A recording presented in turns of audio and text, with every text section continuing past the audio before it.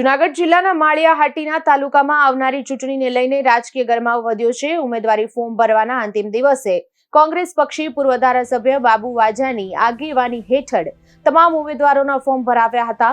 કોંગ્રેસ દ્વારા તાલુકા પંચાયતની તમામ 20 બેઠકો તેમજ જિલ્લા પંચાયતની 5 બેઠકો માટે ઉમેદવારી ફોર્મ રજૂ કરવામાં આવ્યા છે। પક્ષના તાલુકા પ્રમુખ માલદે પીઠિયા ગુરુએ જણાવ્યું હતું કે કોંગ્રેસ દરેક સીટ પર મજબૂત રીતે ચૂંટણી લડશે અને જીત હાંસલ કરવાનો વિશ્વાસ ધરાવે છે। આ ચૂંટણીમાં ગડુ ગામના પૂર્વ સરપંચ અને પૂર્વ ધારાસભ્યના પુત્ર રમેશ વાજા સહિત અનેક નેતાઓ મેદાનમાં ઉતર્યા છે। કોંગ્રેસ પક્ષે દાવો કર્યો છે કે તેઓ ભાજપ સામે મજબૂત ટક્કર આપશે અને સારા તથા કુશળ નેતૃત્વ દ્વારા પ્રજાહિતના કામો કરશે।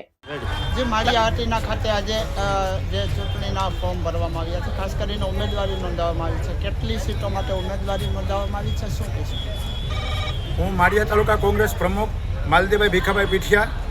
માળિયા તાલુકાની આજે સ્વરાજની પંચાયતની સામાન્ય ચૂંટણીની અંદર તાલુકા પંચાયતની 20 સીટ ઉપર ભારતીય કોંગ્રેસ પાર્ટીએ ઉમેદવારી નોંધાવી છે, તેમજ જિલ્લા પંચાયતની 5 સીટ ઉપર કોંગ્રેસ પાર્ટીએ પોતાના સક્ષમ ઉમેદવારો દ્વારા આ તાલુકાની કાયાપલટ કરવાના, તાલુકાના વિકાસને અને આ તાલુકાની અંદર જે ગરીબો, શોષિતો, પીડિતોને, ખેડૂતોને જે અન્યાય થઈ રહ્યો છે તેના માટે 5 જિલ્લા પંચાયત અને 20 તાલુકા પંચાયત ઉપર કોંગ્રેસ પાર્ટીના મુખ્ય માણસો કે એમાં હું પણ આવી જાઉં તાલુકા કોંગ્રેસ પ્રમુખ તરીકે મેં પણ ઉમેદવારી નોંધાવી છે। ત્યારે માજી ધારાસભ્ય બાબુભાઈ વાજાના સુપુત્ર રમેશભાઈ વાજાએ પણ નોંધાવી છે।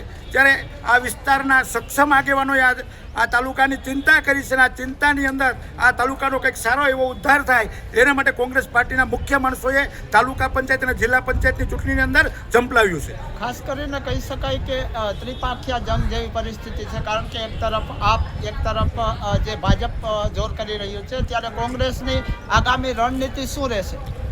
કોંગ્રેસની આગામી રણનીતિ લોકો જાણે છે।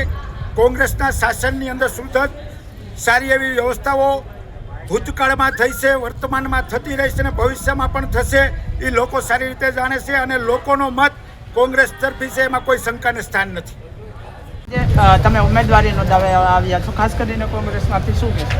મારું નામ કંચનબેન ભાવેશભાઈ સોલંકી છે। મેં કોંગ્રેસમાંથી શાંતિપરાની સીટ ઉપરથી ઉમેદવારી નોંધાવી છે। આવનારના સમયમાં જે પણ કાંઈ પણ વિકાસના કાર્યની જરૂર પડશે તે હું મદદ કરીશ।